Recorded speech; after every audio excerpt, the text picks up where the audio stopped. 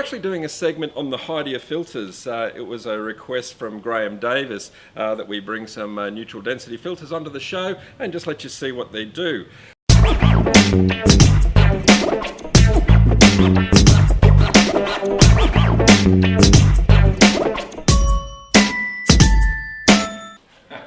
Hi folks, it's mail day here at All About Photography. I've just picked up a box from the post office and I know exactly what this is. It's from Ideal Photographics. It's the Haida filter range. Folks, I've got to be honest, some years back I actually stopped using neutral density filters. When I say that, I wasn't using a quality neutral density filter, I was just using the acrylics. This range of Haida filters, it's their 150 series. It's an optical grade glass plate filter. So that means no color cast, no magenta overtones and long exposures. I really just can't wait to give some of this stuff a go. All right, let's have a look and see what they've sent us. First on the box, a nice little bag that you put all your filters in so you can carry it with you. I like that idea. Okay, this is the filter holder for the 14 to 24mm. This is my favourite Nikon lens. What usually prevents this from having a neutral density, or most filters in fact, is you'll notice it doesn't have a threaded edge to the front of that lens. You'll see that bulbous front element there, which makes for some lovely landscape perspectives and a lovely wide angle lens. However, I've got to tell you, this is without a doubt one of the hardest lenses you'll ever find to be able to fit any type of filter for. So Haida filters have made a holder, and I think it's quite ingenious the way it goes together.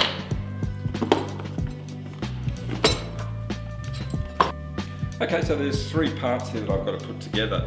I've actually watched a YouTube clip just so I could get the order in which this goes together, because it's a little bit of a puzzle. So the very first thing I need to do is I need to slip the collar over the back of the lens. So lens definitely has to come off camera. That's your first part, getting that collar over. Now the second part is your thread. So now that thread turns from the back. So holding the front still, I'm going to invert that. Tighten down the locking thread. That's now securely has the front there, and the third and final piece to this little puzzle is the actual adapter holder itself. So slipping it into the correct spot, and then in the box here I saw a small brass grub screw. That'll save it from spinning on me. Terrific, gosh, that looks great, and the quality of this gear is just so well made.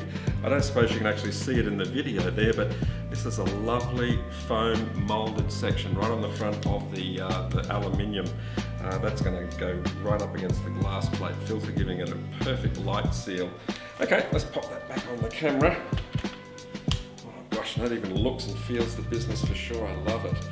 I can't wait to get out and give that a try. Okay, let's have a look at what goes into the front of this. What's the platelet look like? So there's a number of different types. This first one is a soft grad. Let's have a look. Again, look at the quality and the presentation of this product. I just love it. Okay, so here we have 0.6 grad. Can you see that on the camera there, how that's actually lighter at the bottom, then it graduates up to be the grey at the top? You seeing that, Jay? Put it in front of your shirt. Hold it there just so you can get a quick grab at it. Yeah. So much darker at the top, clearer at the bottom. Now that type of filter, that's we're going to use at sunrise. That lovely graduation, just where that feather starts, where the grey turns into the clear. I'd pop that just on the horizon. That'll allow me to maintain the colour above the horizon where the image is brightest, but not have any exposure loss on the bottom. You'll see that it's nice and clear. So I'll put that one away for you.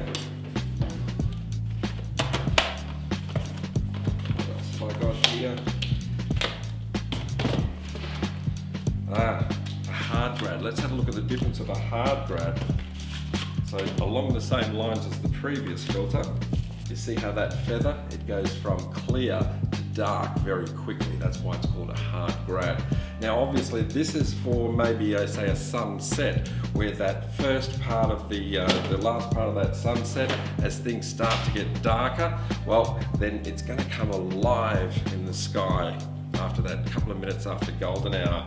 This will allow me to still maintain that shutter speed I need to get the colour above the horizon, but you'll notice from this part down, nice and clear. So I won't change the exposure whatsoever on the bottom part of my image. This one is in fact the 64 stop, that's the big stopper. That's going to be great. I'm going to go and do some street photography with that one with you, for you, and let you see how that gets used. It's amazing, you'll be able to get some wonderful street photography there. The thought behind that is using a much longer shutter speed during the day.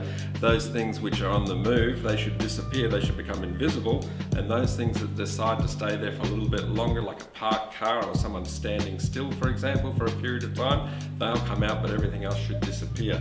So I really can't wait to play with that one. That'll be a lot of fun. The circular polarizer. Now that'll be interesting. Polarizing filter. So as you saw, the front of that device on the front of that lens allows me to turn, and I can turn this filter in the holder on my camera, much like you do with a standard circular polarizer, except you're moving the whole filter this time. Thanks very much, Graham Davies, for putting a shout out and asking us to get some on the show and to explain them for you. So what we should do now is get out and have a play. Come on, let's go. Well, there's lots of things that we use neutral density filters for, particularly seascapes, slowing that water down to get that lovely long exposure effect in the middle of the day. We use them for that. Certainly sunrises and sunsets where we have a neutral density, which is divided. We have a feather where it's darker at the top and lighter at the bottom. So we use those for sunrise and sunset. But I'd like to show you a little bit of portrait technique that we can use a neutral density filter for. Now, I've come out today, I've got the Haida filter. It is in fact their 0.6, which is 4 stops of light. Now, what makes that important today is I've got my portable light here. I've got my Elenchrom with a battery pack, and I'm going to be able to do some crafted portraits using the neutral density filter and still be able to maintain a shallow depth of field. I'm setting my 70 to 200 now to f2.8. Now, what I've done here is I've got the off-camera flash that's going to give me all of that crafted light that I'm going to want for my portrait, and I'm going to be using ISO 100. I've got 1/125th of a second there to keep it nice and sharp. Let's try that first portrait.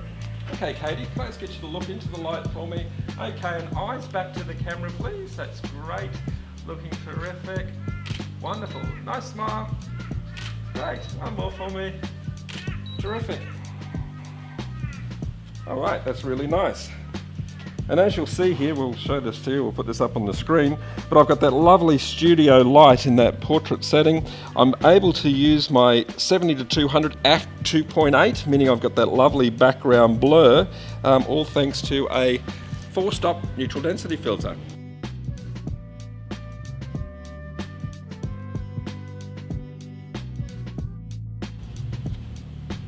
I'll get you to swap sides.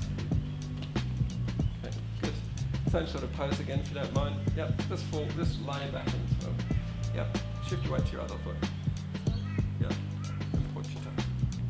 That's it. And maybe just turn the body a bit more the other way. That's it, and just relax back. Okay, that's looking really good, guys. Hold fire.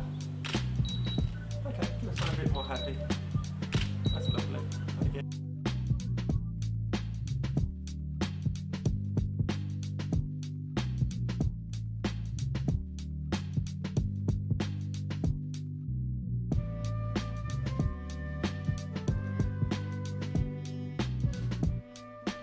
Hi folks, we're on location with the Haida filter set. I've got today with me the Sigma Art Series. It's the 24 to 105. It's got the filter set and holder already screwed on there. In this bag I've got a 4-stop and an 8-stop. I've also got the 64 stop, that's the big stopper. I'm going to experiment with those a little bit, as well as a couple of graduated filters. There's some soft grads and hard grads, and as that sun starts to set in this afternoon, I'm going to start to show you how to use these filters and get the best out of them. So come for a walk, let's have a look and see what we can find. I'm going to be looking for certain parts of the landscape that are going to lend themselves to some wonderful creative exposures.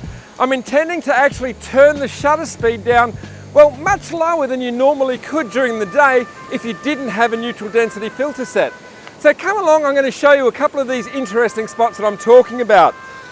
Typically, What I'm looking for is an area where the water is being disturbed. Little waterfall happening right there and a lovely disturbance.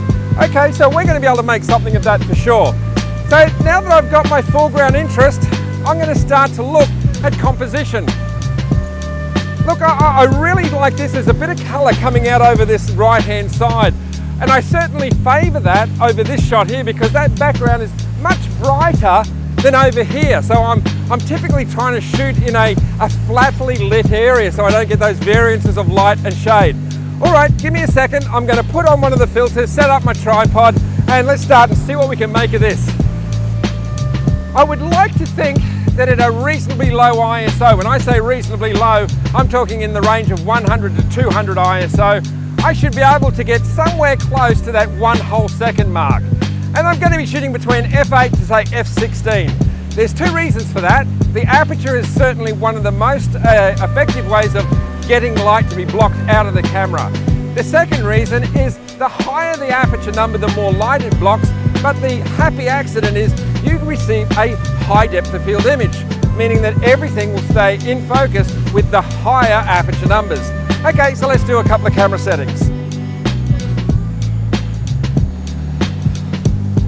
So I'm shooting in manual exposure mode, only so that I can now, with great accuracy, be able to adjust both of the mechanical devices, the aperture and shutter, to polish and hone up this image as far as exposure is concerned.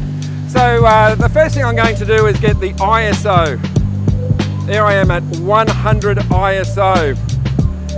I'm going to shoot on a white balance of daylight, 5200 Kelvin.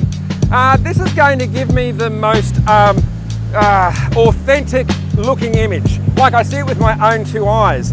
But it's also going to give me a nice clean coloured image, meaning that if I wish to add some sort of colour to it later, say a yellow warmy tint to make it more romantic, or something bluey green to make it feel more lonely and detached, I can certainly do that by shooting it in, say, that 5200 Kelvin space. So white balance, daylight, or 5200 Kelvin. All right, let's grab one of these filters out. We'll start with the 8-stop. Okay, so I've just done a couple of quick tests. I'm now still at ISO 100. I want to stay there because that's going to give me the best image quality. I've ended up at f22 with a 1 second exposure to give me a good looking image.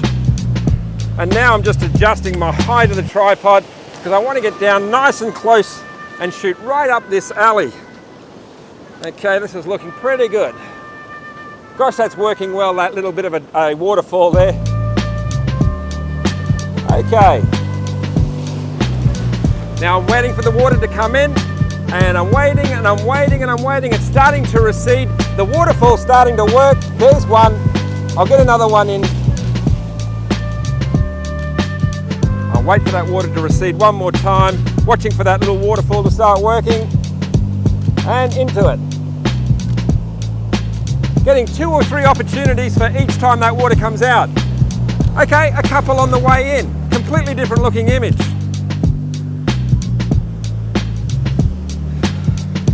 Okay, now here's a great tip. Just because you found a great location, you do not want to go home with 150 shots looking at that same perspective. So I know this is a good spot, it's working well. I'm just going to change my spot. So we've just walked around the headland and look what we're blessed with here. This is an absolutely beautiful sunset. Now, this is where those neutral density filters that have got the graduated dark to light, this is where they're really going to shine. And there's a really nice couple of points of interest just here. I really love that little rocky outcrop.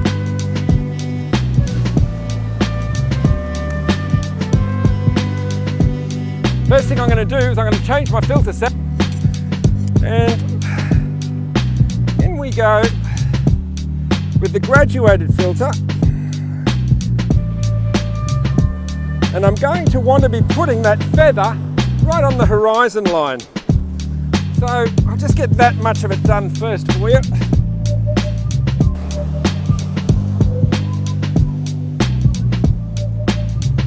Okay, that's looking lovely. Let me see, I'm going to want a fairly fast shutter speed. That's a lovely water spout that's shooting up there. Look at that. Okay, so let's get that shutter speed up. This time I'm shooting at about a 125th of a second. Oh. All right, timing is everything. Here we go. What's that water spout? Up it goes. Oh, that was a terrific one. Oh, that is beautiful. All right, let's try and get one more of those at least.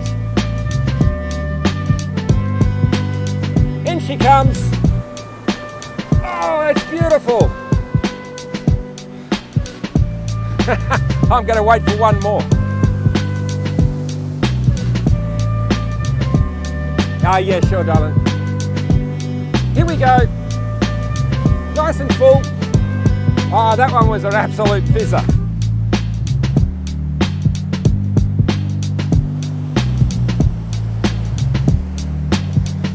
Okay, a nice body of water coming through at the back there now. This is looking promising. Oh, terrific.